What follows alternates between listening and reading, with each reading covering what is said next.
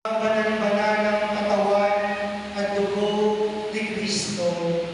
Ang misteryong ito na araw-araw pinagdiriwang ng simbahan, nakatuon ng pagdiriwang na ito dun sa tunay na presensya ng ating Panginoon Kristo sa banal na Eucharistia.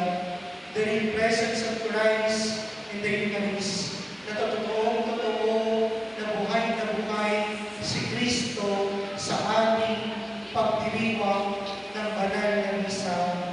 At ang pagtitipon ng banal na Eucharistia na ito, inaalala natin ang unang paghahain na naganap sa krus.